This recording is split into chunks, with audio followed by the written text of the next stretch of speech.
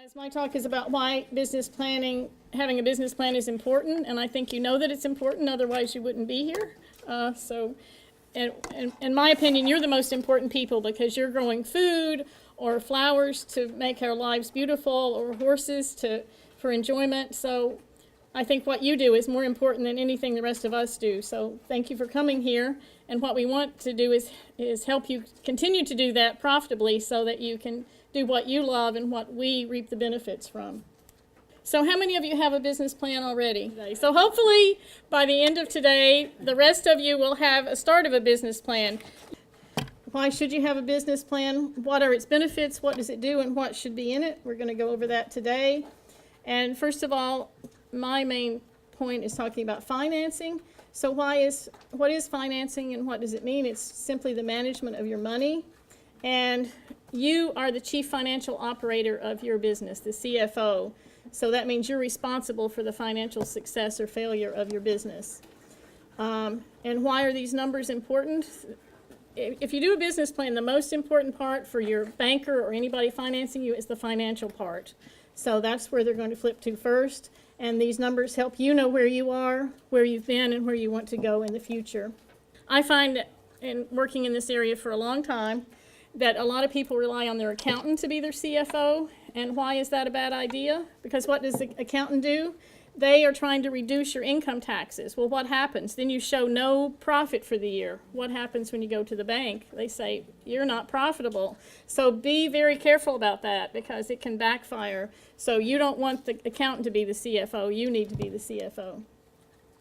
So you need to be profitable to make loan payments, to fund your building and equipment replacement, fund your retirement accounts. We find that most farmers never think they're going to retire, partly because you love what you're doing and you want to do it forever, but the other reason is you don't save for retirement and you don't have any money, so that's very important as well. If you want to expand in the future, you need money. You want to create a return on your investment, and you want to make sure that your farm is something the next generation will want to inherit or someone else will want to buy. So I think actually Jenny Carlio was mostly responsible for coming up with these 5 reasons that we came up with on having a business plan. She doesn't remember, I can see by the look on her face. But first of all, writing stuff down forces you to define what your farm is, where you are, where you're going, where you want to be.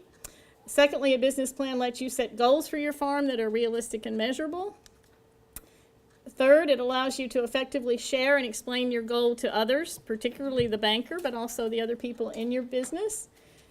4, it helps you identify potential pitfalls in terms of the competition, legal concerns, liability issues, which is a big one in New Jersey, and it's probably strange to our international guests, but you know the first thing we do in America is sue each other, so legal is very important. Labor needs, the market, financial, and other resources. 5th, it provides the tools to quantify whether your business is successful. If you have the plan and you go back and refer to it, you can see whether you're on track or not, and you can make adjustments. So what should be in the business plan? Well, a description and definition of who's involved, who the consumers are, what sales or products you're going to have, the market environment. So it's a plan for producing whatever your product or service is. And here are the key things that we think should be in a business plan, but really it's up to you. You can put in what's most important for you. The bank will insist on the financial part, but there's also an executive summary which summarizes everything that's happening in the business. That's also something that the banker will most likely look at.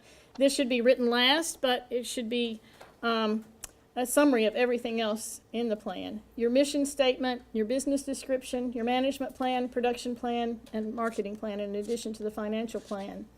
So you include things that are important for you, leave out things that aren't, and every plan is unique. So I can't really write a plan and say this is the generic business plan for farms in New Jersey. You need to do it for yourself. We have 2 resources that we're going to talk about. One is the workbook on the right that we made just for this class. And the second one is Ag Plan, which Jenny's going to cover a little bit shortly.